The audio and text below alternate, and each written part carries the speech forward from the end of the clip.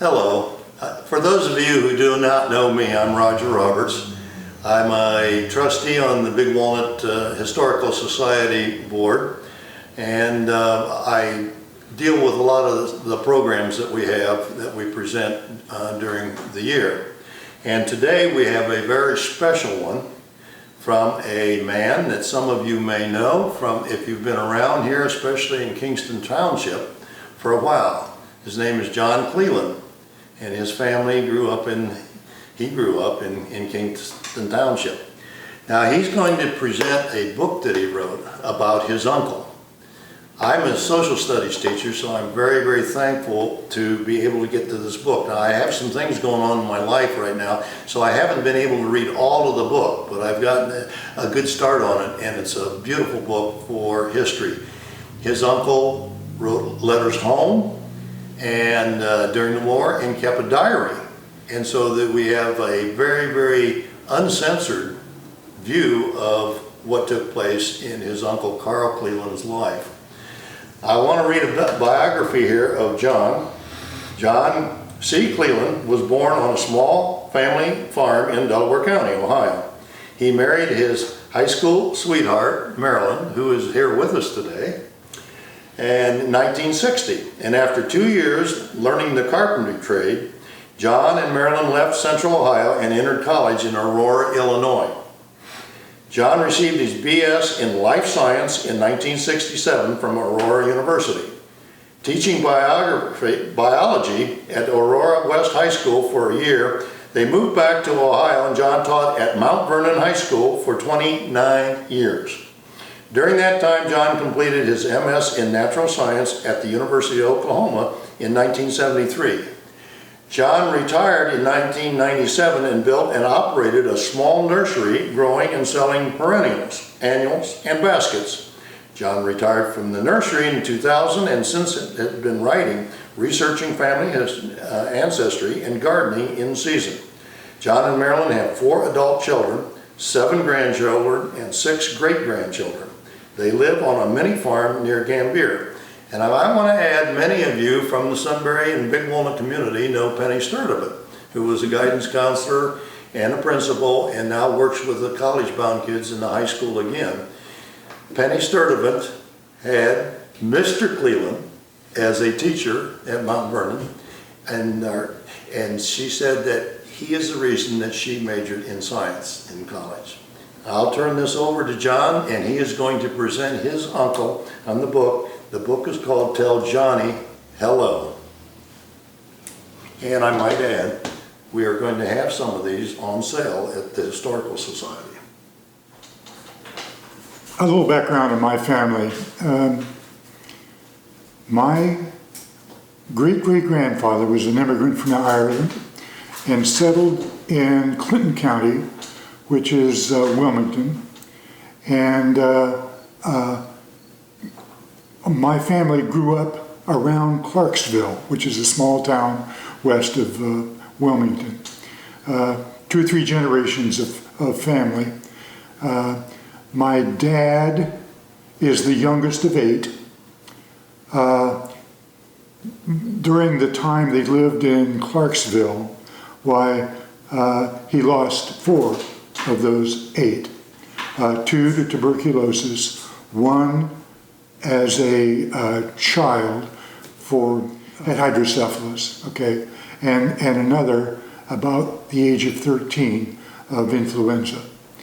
So that left the 3 youngest brothers, Earl, Carl, and my dad being the youngest. And what happened to them after Dad graduated from high school, they moved to Columbus, near or just off of Cleveland Avenue. And the 3 boys worked at the Kroger Bakery on Cleveland Avenue.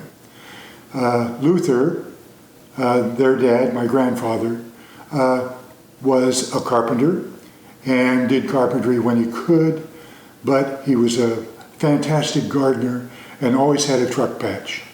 And Dad tells a story about them working the garden, and the produce was sold in downtown Columbus, the Rich Street Market. Now, the Rich Street Market is near where Grant Hospital is now. And I recall watching a thing on WSU about the Rich Street Market many years ago. But it was operative. People brought their produce in, and it was like a lot of markets you see in the Middle East. It was like that. They pooled their resources, the three boys working at Kroger's and Luther, to save money for a down payment on a farm. And the farm they bought was in Kingston Township on North Galena Road. And Carl was kind of like a city farmer. I mean, he would farm as much as he could, and he kept his job at Kroger's. And so he had an apartment in Columbus, and went back and forth between Columbus and the farm, between Kroger's and the farm. So he was still involved in the farm, but he was kind of a dandy. He liked nice things. He had a nice car. He liked to go out. He liked to go out to dinner. He liked women as well. He was a ladies' man. And while he was living on Minnesota Avenue, there was another boarder in the apartment house by the name of Nellie Ball. And 2 years later, 2 years after they were boarders together, they were married. And when I wrote the book, okay, Nellie was a very important part of it. So the book itself is a compilation of 125 letters that Carl wrote home during his service time, and a diary, which a daily journal of his activities in the service. And he was a gunner and radio operator on a B-24 stationed in Shipton, England, and flew 26 missions. And those are chronicled in the diary. So, how did I get this stuff? My brother was the custodian of Carl's Foot Locker and moved into a condo. Didn't have room for it, so he asked me if I wanted it. Being a family heirloom, I said yes. So I brought it home, opened it up, and here was all of the stuff that was collected from Carl: scrapbooks, news clippings, 125 letters, the diary, his coffin flag, just a treasure trove of information. And I was blown away because I'd never seen it before. So what I did was I said to myself, my family needs to know this, because I'm the oldest and I had no clue. My family never talked about Carl. He was just a lost soul, so to speak. So when I started reading the letters and I started reading the diary, I decided to do transcriptions of the letters and the diary, put it in chronological order, and for the stuff that I knew, like people that were mentioned that I knew, I put little notes in. And when it came to the diary and he mentioned a bombing mission that I knew nothing of, I looked on the internet, and there's scads of stuff on the internet about World War II, and used that information as little notes to augment what he wrote in his diary. So after I got this done, I printed it just on my printer at home and sent it to my kids and some other people. And they told me, hey, this needs to be published. So I sent it to a publisher, and of course I didn't hear back from them because the publishing industry doesn't use first-time authors or people that they don't know about. And I also found out that an author needs an agent for nonfiction, and I didn't want to go through all that, so I went the self-publishing route, and there's lots of companies out there that do self-publishing. So I got the book published, and now then I'm spreading it around, and so anybody that is interested in 2 years of a family's history, World War II, and a Gold Star family as well.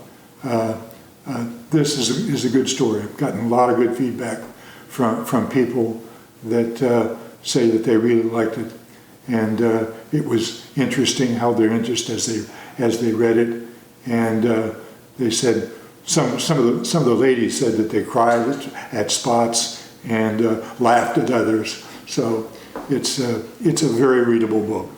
So what I'd like to do right now is to share a few excerpts, and I want to stress that these are exactly as Carl wrote them. So a lot of the book is in his handwriting, his penmanship, and so on. And the only thing I did was I transcribed them word for word. Now this is a letter that was written to the home folks. And that would be my parents and his brothers and sisters that lived on the farm. And this is from Tyndall Field. And one of the interesting things I found was that he was kind of a skinflint in many ways. And anytime he saw letterhead or writing material, he picked it up. And at that time, a lot of the hotels, the USO, all those places provided servicemen with stationery. So he picked it up. So a lot of the clues that I got from from where the letter originated was either letterhead or a hotel or something that had a source on it.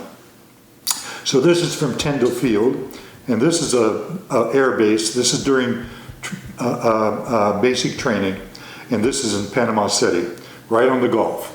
And this is at this time it was a gunnery school. So it says, "Dear home folks, I'm all through with exams and came through with fair grades. Have air-to-air firing this week, and we'll have week from Tuesday the 21st. Sure would be glad to get out of here. The food is bad, and several were sick from the meat the other day. I didn't eat any myself. We'll fire from a plane this week and hope I can have a good score."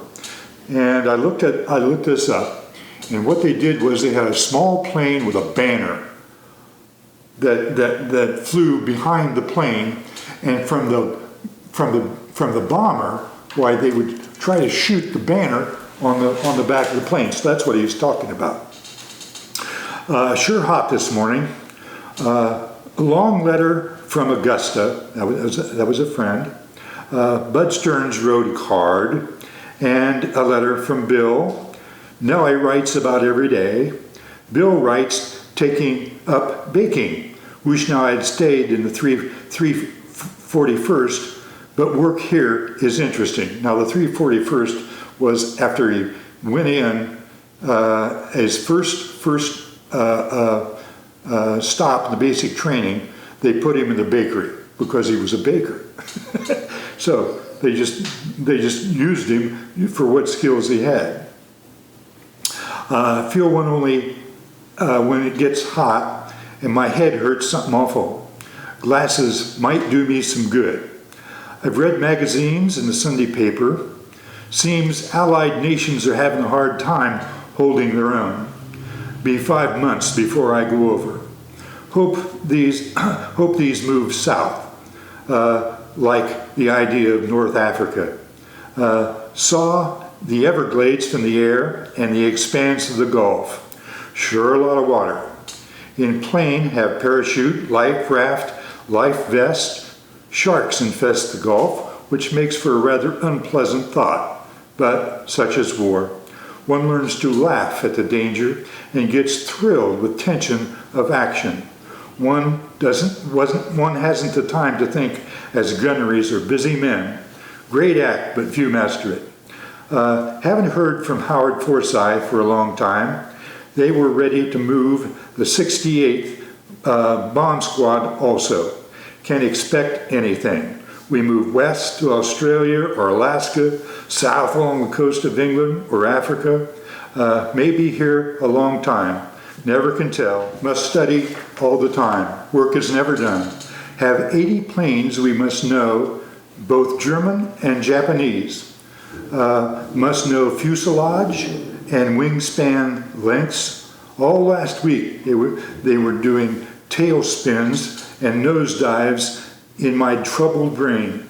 Great if you don't weaken. And Uncle Sam sees that you don't. Love, Carl. Now this was a note that was written December 1942, and he's through basic training, and he's now in England. And this is December 3rd, 1942, from somewhere in England. Merry Christmas and Happy New Year. Write often and tell me prices of things. Airmail comes faster than V-mail. Sure hope dog tags come soon. Remember to write often. Feeling fine and has frozen up. Praise the Lord. Tell Johnny hello. Tell them, that is the home folks, to write Love, Carl. Now, that's where I got the title of the book, because in many of his letters home, he would put a note on, tell Johnny hello. I was 2 years old, okay? And I was his youngest nephew and lived nearby. And he just thought about me a lot. And this was a note that he added to a lot of the letters. And that's how I got the title of the book. This is a V-mail. Now, V-mail was kind of unique. The post office devised this system where they gave servicemen a form. They would write the letter on the form and give it to the post office. The post office would take a photograph of it, microfilm it, and send the microfilm instead of a letter. And what this did was it reduced the volume of the mail by 40%. And so that what they could get, I'm sorry, not 40%, but 40 times. Okay, so they could get like 400 letters on one little roll of microfilm, and then the microfilm would be sent to a post office here in the States. They would develop the photograph and send that on to the family, and it saved a lot of airspace, cargo planes, and so on. So that's what V-mail was. I didn't know what V-mail was until I looked that up. So this is the 19th of May, 1943. So he is in the middle of his service in England. Dear Mother, some time ago sent package which hope would reach thee before your birthday. If it didn't, I extend my love and best wishes. Won't be able to help you celebrate this year, but charge you to take care till we meet again. Rest and visit all you can. Be of good cheer, for this can't last forever. From my heart, I would hope untold joy and contentment, love, companionship of those dear. Fill your days to their fullest extent. May beauty around you dwarf all troubles.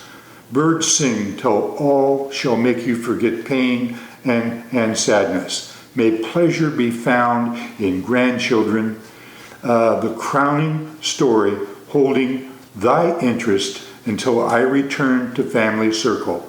My deepest love, son Carl. Now then, that really puzzled me because he used thee and thou in that letter. His mother was a Quaker. And the family plot in Clarksville is in the Springfield Quaker Church Cemetery. And I have loads and loads of ancestors that are buried there, including Carl. So, I knew my dad very well. I knew my uncle Bill very well, but I never knew Carl. Carl was in the middle of those two. And they had very kind, gentle ways. And one of the things that I asked my dad later on in his life is, what's a good memory that you have of your mother? And he cocked his head to the side and kind of looked up in the corner and he said, every Sunday she would dress us all up and we'd walk across the bridge together to Sunday school and church. I thought that was kind of neat. When my uncle was in his last days at a nursing home, I asked him the same question. And he cocked his head and he looked up in the corner of whatever, and he said, every Sunday, Mom would dress us all up and we'd walk hand in hand across the bridge to church, Sunday school and church. Same answer. So when I read this, I kind of figured that if I asked Carl that same question, he'd probably give me the same answer. And it's just who he was. And I think the kindness and the gentleness came from my grandmother and was passed along to those three boys. And it made a big impression on them, and they were basically pretty good guys. Okay, we go to July 1943. Now, this is the last mission that he flew. And this is one of the most famous and infamous missions in World War II from the Air Corps' perspective. There was about 170 bombers flew from North Africa across the Mediterranean to bomb the oil fields in Romania. And the oil fields and refineries were the engine that drove the German war machine. And this is 2 days before they took off on that mission. Of the 170 planes, B-24s, that flew on that mission, okay, 30 returned to North Africa intact, including Carl's plane. All the rest of them were scattered. They lost a lot of them with being shot down in the oil fields. There were a lot of them that had damaged planes, and they had to land in enemy territory, and the crews became POWs for the rest of the war. So the strategy was a surprise attack with low level flying to avoid radar, okay? And they flew at 200 to 500 feet off the ocean and off the land, and they flew up over the mountains down into the oil fields and dropped their bombs. Okay, now that was the idea. The only problem was the Germans were ready for them. Earlier in the war, the RAF, Royal Air Force, had bombed the oil fields from Egypt. And as a result of that, they reinforced all of their defenses. So when 170 bombers come across, they make a lot of noise. So they did get underneath the radar, but they didn't get underneath the telephone. So as these bombers came across, why, they just had spotters that was saying, here they come. And so when the bombers got there, the Germans were ready for them. And it was not a surprise at all. So this is 2 days before. This is July 30th. Up early, this is from the diary. Up early and clean guns, clean shipped, chow, under cover of tent, discovered the coming raid. Many had misgivings of the outcome. Wrote letters, but found myself rather nervous and keyed up. Show in the evening and to bed. Now, one of the things that he mentioned during the diary was they had movies all the time, and that was their entertainment. And in the 40s, movies were big. This is the day before. This is July 31st from the diary. Up early and down at ship. Finished cleaning it out. Everything not a necessity. Load ammunition with care and check guns. Oil refinery plants must be knocked out. General Brereton made talk and gave us best send-off possible, hiding nothing. Colonel Johnson held us over for a few more words. Major Hunt gave us a few more pointers in case we went down. Back to ship, chow, and over to Captain Phillips, that was the pilot of his crew, for discussion and last instruction. Everything planned to the minute for most everything happening. Load 1,000-pound bombs, 3,100 gallons of gas, 3,700 rounds of ammunition. Used both Bombay tanks, also 2 boxes, incendiary, which gave me the creeps. Just more danger and excitement added. Hayes, Banta, Ingram, Cross, Phillips, Scarlett, Hayworth, Light, composed crew, including yours truly. Then they did the bombing raid. All right, this is the day of the raid. This is from the diary. Up at 4, plans taking place by clockwork. To ship and take off at 7:30. Light took our picture. Sluggish takeoff. Circled field as one plane burned up, caused by the incendiary bombs. Up to 2,000 and watched, that's altitude, up to 2,000 and watched air become speckled with 200 B-24s. Course time found Greece to our right, then over Albania, Yugoslavia, Bulgaria, Romania, with hitting target at 2:37. We hit cracking plant 1 of the refineries, just skimmed over smoke tower and dropping down several times, just feet off of the ground. Defense good, 88 millimeter, 30 millimeter, 50 caliber guns, small houses, haystacks, all held guns. Sky like the 4th of July, over 200 fighters. 7 minutes of excitement. Liked it, but would not like to live them again. Beautiful country, and the Danube winding away from mountains in the background made picture I'll long remember. So low at sometimes people would come out and stand in the street. Many waved. Mountains we passed were most lovely. Nearly froze, for we were only able to go to 3,000 feet, but the weather forced us up. Had K rations and canned grapefruit after 13:30 hours in the air. Had fried eggs, potatoes, gravy, and peaches with ice, cold tea between 45 and 60 planes lasted. Germany claimed 66 prisoners after a raid, saw 5 go down, many burning and bursting in the air. 3 hauled out of the one plane. Nice picture, one loves to forget, but often memory haunts. So tired, nervous, and weary, went to bed. That was his last mission.